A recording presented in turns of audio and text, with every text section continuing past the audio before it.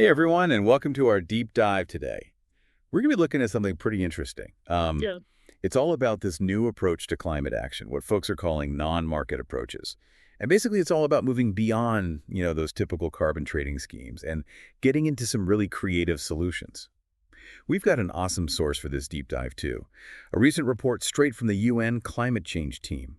And get this, it summarizes a whole workshop they held with different countries and organizations all sharing their innovative projects and ideas. Yeah, it's really exciting to see this kind of collaboration. I mean, these non-market approaches, they really highlight how powerful it can be when we all work together, bringing in governments, communities, even individuals to tackle this huge issue of climate change in a more holistic way. So let's break it down a bit. What exactly are we talking about here when we say non-market approaches? How are they different from those carbon market things we've been hearing about forever? That's a great question, and the report does a good job of explaining that difference. You can think of non-market approaches as like collaborative efforts, often led by governments or communities, and they're really focused on reaching those big picture climate goals instead of just like trading carbon credits. It's a shift in how we think about climate action, moving away from those market-based mechanisms like cap and trade, which are mostly about economic incentives. So it's less about like Right. putting a price tag on carbon Mm-hmm. and more about working together towards a common goal. Interesting. Now, I'm really curious about some of these real-world examples the report talks about. Let's start with Bolivia and their Mother Earth-centric actions. What's that all about? Oh, Bolivia's approach is fascinating. They've actually made this whole idea of like living in harmony with nature, not commodifying it, a part of their constitution. Like it's right there in their legal framework. Wow, so it's not just a nice idea. They've actually made it law. That's impressive. But how does that actually work in terms of policies? Well, for example, they've put policies in place that recognize the legal rights of ecosystems.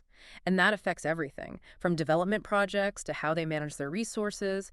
It also fits in with this bigger global trend we're seeing, all these rights of nature movements. And more people are recognizing the importance of indigenous knowledge when it comes to climate solutions. Yeah, that makes sense. All right, let's hop over to another continent now. What about Burundi? What are they up to? Burundi is taking a very local approach. They've given a lot of power to their local governments to lead the way on climate action. So initiatives are coming from the ground up, and they're tailored to the specific needs of each community. Hmm. But can that kind of bottom-up approach really work on a larger scale? Could other regions use that model? Or is it only working because of Burundi's specific situation? That's a really important question the report brings up. While copying Burundi's model exactly might not work everywhere, it does make us think about how we can give more power to local communities to take charge of climate action in their own areas.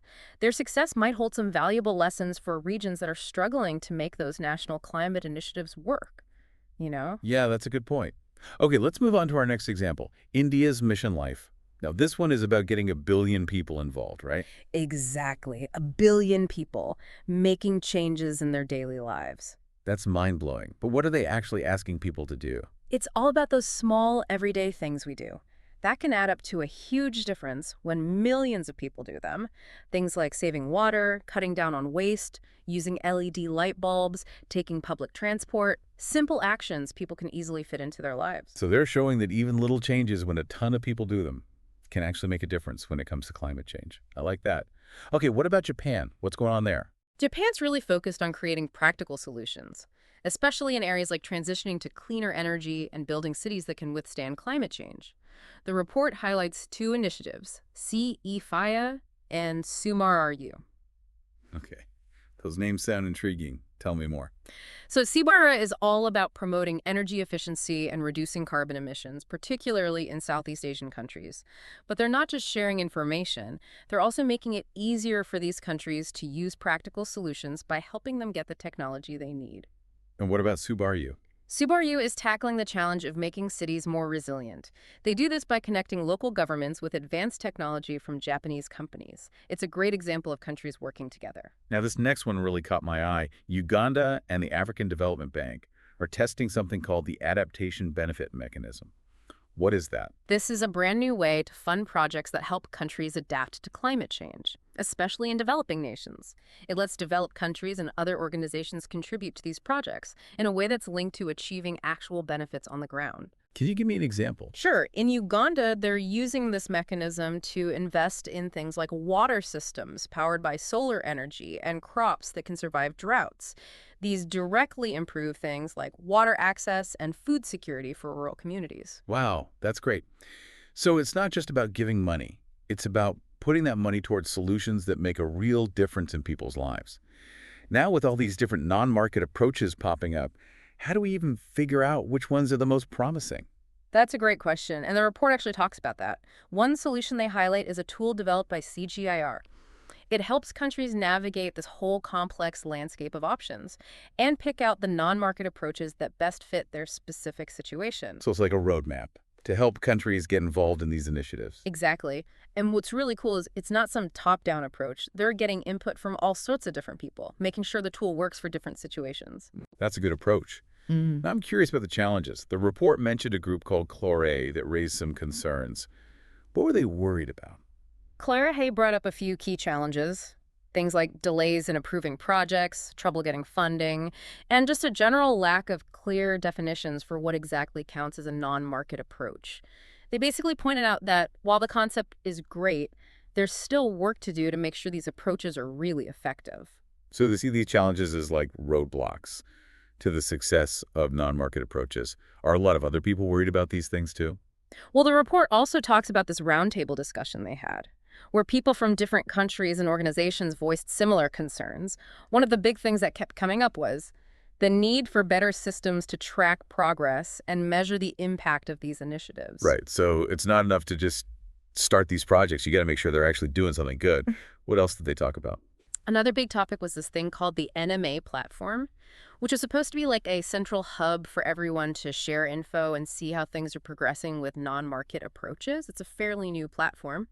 And people pointed out that it's got some kinks to work out. Like what? Well, so far there haven't been many submissions to the platform, which makes you wonder how effective it really is at promoting transparency and collaboration. There are also concerns about how easy it is to access, with some folks having trouble using or navigating the platform. So even though they made the platform with good intentions, it's not quite working as well as it could be. Sounds like some technical stuff to fix. What else is in the report? Capacity building and getting stakeholders involved were major discussion points. People stress that it's not just about having great ideas. You also need the skills, the resources, and the right systems in place to actually put those ideas into action. This sparked a lot of questions about what kind of support countries need and who the key players are in making these initiatives happen. That's a really important point. You could have the best idea in the world, but if you don't have what you need to actually make it happen, it's going nowhere. What else do they focus on? The final point, and maybe the most important one, was the need to connect these non-market approaches with national climate plans, those NDCs we always hear about. The report emphasizes that NMAs can be really powerful tools for countries to meet their NDC targets, going beyond those traditional market-based mechanisms. So it's about making these approaches part of national climate strategies, not treating them like separate things. Makes sense. It sounds like this report is full of insights. But what happens next? That's a great question. And that brings us to part 2 of our deep dive, where we'll dig deeper into the challenges and opportunities of this whole evolving landscape. Okay, sounds good. Stay tuned, everyone. So we saw some really cool examples of these non-market approaches in action. But let's be real. No new approach is perfect. There are always challenges. What did the UN report say about the trickier side of things? What hurdles do we need to be aware of? Well, one of the biggest challenges, and this came up a lot in the report, is that there's no clear definition of what a non-market approach actually is. It's still a pretty new idea, so there's a lot of gray area. It's like trying to define something that's always changing. How can we even track progress or know if something's working if we don't have a solid definition to work with? Exactly. And that can cause problems in the real world. Like it can make it hard to get funding because investors want to know exactly what they're putting their money into. It can also make it harder to track progress and compare different initiatives. Right, that makes sense. So we've got these definition problems, potential funding roadblocks. What else are people struggling with? Capacity building is another big in the discussions. You can have the best idea for a non-market approach, but if the people who are supposed to make it happen don't have the skills or resources, it's not going to work as well as it could. It's like having all the fancy cooking equipment, Yeah. but not knowing how to use it? Yeah, exactly. The report really emphasizes that capacity building needs to be a central part of any successful non-market approach. And that means providing training, resources, and support, especially in countries that might not have a lot of money. And it's not just about technical skills, right? It's Yeah. also about building relationships, working together, making sure everyone feels like they can participate. Absolutely. Getting stakeholders involved is crucial. And the report pointed out that this can be especially tough when you're working with lots of different groups, from local communities to national governments and international organizations. Yeah, it sounds like it takes a lot of work to make sure local knowledge and priorities line up with those bigger climate goals. Now let's circle back to the NMA platform for a sec. The report mentioned some issues with accessing it and using it. Can you tell me more about that? Sure. The platform was supposed to be this central place for everyone to share information and work together on non-market approaches. But some people said it wasn't very user-friendly. So Oh, it's like yeah, but they built this amazing library full of knowledge, but nobody can get in. Yeah, kind of. There were reports of technical problems, not enough language options, and it was hard for people outside of government to use the platform. They called these folks non-state actors. And these non-state actors, like community groups, NGOs, and businesses, they're really important for making a lot of these non-market approaches work. So they need to make the platform easier to use and more inclusive Hmm. if they want it to actually help people work together and share knowledge. Okay, so we've got issues with defining things, funding gaps, capacity needs, access barriers. It's starting to feel a little overwhelming. Well, don't worry, it's not all bad news. The report also highlighted some really positive solutions and ideas. One of the most promising things was the idea of peer-to-peer learning and sharing what we know. So countries that are already doing well with non-market approaches can share their experiences with others who are just starting out. Exactly. The report suggests creating mentorship programs, making it easier for people to exchange knowledge, and giving technical help to countries so they can overcome those capacity challenges and learn from each other. Makes sense. Sharing what works and what doesn't is always a good idea. What other solutions did they discuss? Another key idea was to use existing systems and frameworks to support these non-market approaches instead of trying to create brand new structures. The report recommends incorporating these approaches into initiatives that are already happening, like the NDC partnership, which is already helping countries reach their climate goals. So it's about working smarter, not harder. Using what we already have and building on it. I like that. Yeah, and that leads to another important point, making non-market approaches a core part of national climate policies and strategies. When these approaches are included in those bigger plans, they're more likely to get the funding, support, and long-term commitment they need. It's about making them a key part of how we tackle climate change, not just something extra. That makes sense. Any other important takeaways from the report's solutions section? The report also stressed how important it is to have good monitoring and evaluation systems. It's not enough to just start these initiatives. We need to keep track of how they're doing, see what's working and what's not. This data is crucial for making smart decisions, changing strategies if needed, and making sure everyone is accountable. It's like going to the doctor for a checkup. You need to keep an eye on things to stay healthy. Now, before we move on to part 3, I'm curious about what all of this means for our listeners. How can individuals contribute to the success of these non-market approaches? That's a great question. And it's the perfect transition to our final part, where we'll explore what all of this means for you and how you can be a part of this movement. Okay, so we're back for the last part of our deep dive into these non-market approaches to climate action. We've seen some cool examples, dug into the challenges, and talked about potential solutions. But now let's make this a little more personal. What does all of this mean for you listening right now? How can you actually get involved in this whole thing? Yeah, that's the big question, isn't it? And the report talks about this too.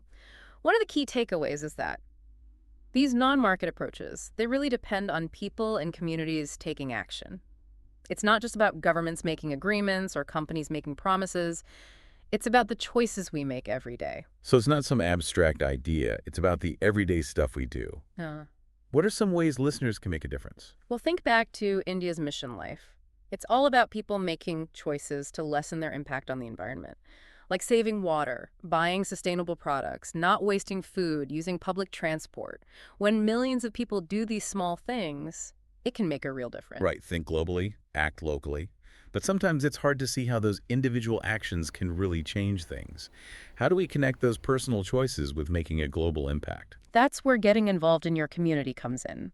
The report stresses that supporting local initiatives, pushing for eco-friendly policies in your town or city, and joining groups that are working on climate solutions in your area, All of that can make those individual actions have a bigger impact. It's about connecting with people who care about the same things you do and working together. So it's about finding ways to get involved locally and making a ripple effect. That's pretty cool. Hmm. Now, the report also talked about the role of businesses and organizations. What can they do to support these non-market approaches? Businesses can do a lot, actually. They can make their own operations more sustainable, invest in green technology, support community initiatives, and even team up with other organizations on these non-market projects. It's about realizing that sustainability isn't just good for the planet, it's good for business too. So making money and protecting the environment can go hand in hand. Now, we talked before about needing creative ways to finance these non-market approaches.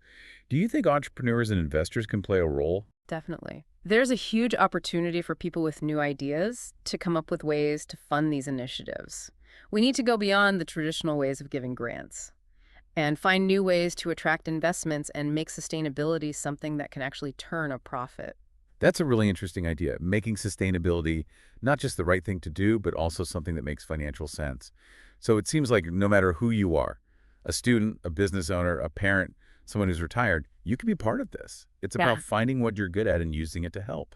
exactly. And I think that's one of the most empowering things about these non-market approaches. They give us a chance to take control, to shape our own future. And they remind us that even the little things we do can make a big difference. It's about changing our mindset from asking what can others do to asking what can I do and realizing that everything we do adds up. The report really highlighted that, the examples we talked about. From Bolivia putting harmony with nature in their constitution, to Burundi's local approach to climate action. These are just the beginning. The real work starts now, and it starts with each of us. So as we wrap up this deep dive, we'll leave you with this thought. The success of these non-market approaches depends on everyone being included and working together. It's about coming together, sharing what we know, coming up with new ideas, and realizing that we're all in this together. What role will you play in creating a better future for our planet?